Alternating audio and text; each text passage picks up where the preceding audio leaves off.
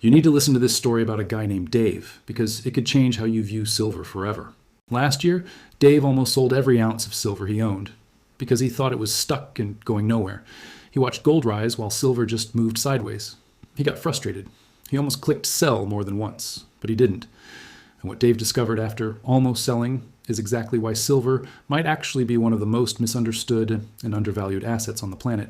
There are a lot of Daves out there, regular people with regular jobs, people who aren't economists, traders, or Wall Street analysts, people who just want to protect their hard-earned money. And Dave's almost mistake is exactly the same mistake most people are making with silver right now. Here's the part most people skip. Before you ever ask, will silver go up? The first question you must ask is, why would silver go up at all? And once you understand that, everything changes. Let's go back to Dave's story. Dave bought silver when he thought it was a good hedge, something to protect his wealth. But then silver barely moved for months, and watching that can make anyone doubt their decision. That's the problem most novices have. They focus on price movement, not why price might move in the first place. That's where Dave found his first clue. He discovered something called the gold to silver ratio, which measures how many ounces of silver it takes to buy 1 ounce of gold. Historically, this ratio moves in cycles, and when it stretches far above its long-term average, it often means silver is undervalued relative to gold. At one point in history, the ratio got as wide as nearly 100.1, meaning it took 100 ounces of silver to equal 1 ounce of gold. Historically, that ratio was often much lower, closer to 16:1 or even under. That tells analysts that silver may have been lagging not because it's weak, but because it hadn't yet caught up to what historical trends would suggest it should be priced at. So Dave realized something important. Silver lagging doesn't mean it's worthless. It means it might be poised to catch up.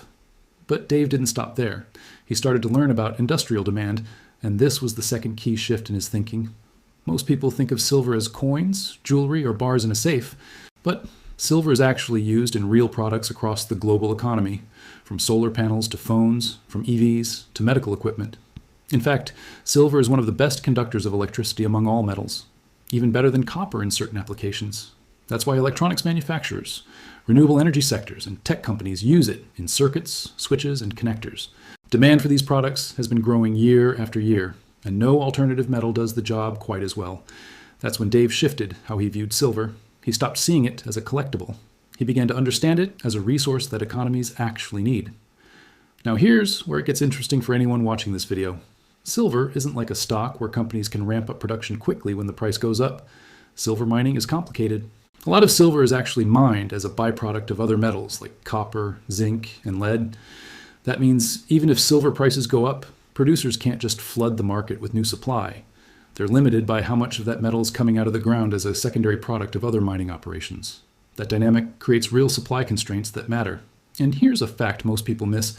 There are years where demand for silver, from industry, investors, and markets, outpaces total mined supply. In those years, inventories get drawn down and deficits form. And when deficits exist, fundamental scarcity starts to matter more than short-term price swings.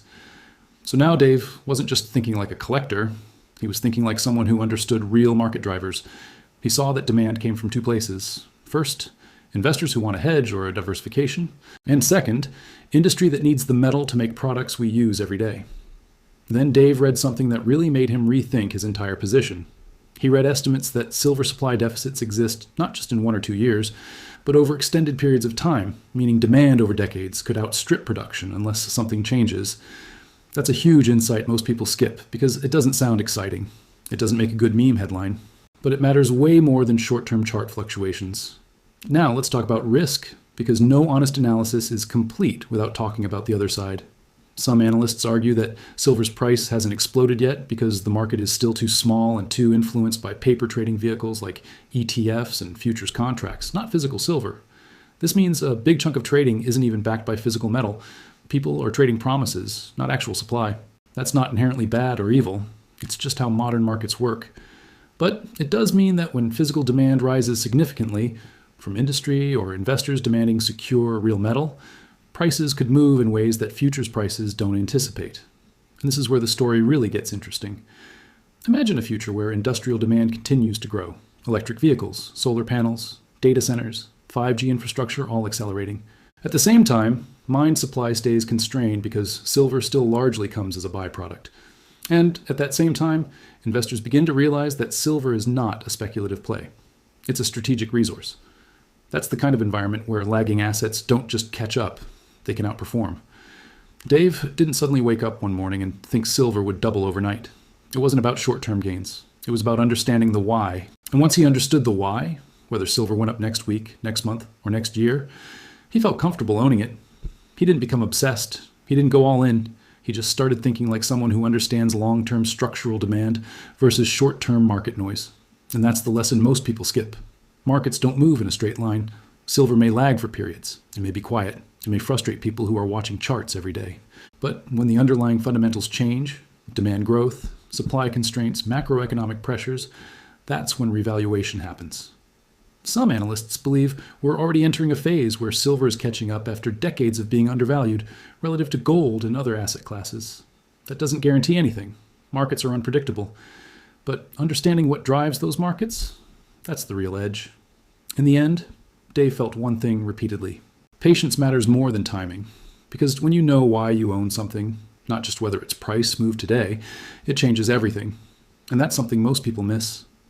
Before you decide what you believe about silver's future, ask yourself, do you understand the problems it solves, the demands behind it, and the reasons it could be undervalued right now? Because once you do, you won't worry about short-term noise. You'll focus on real fundamentals. And that's exactly what Dave learned. Thank you for watching the Silver Thesis channel. If you enjoyed this video, please give it a like and subscribe. I'll see you in the next video.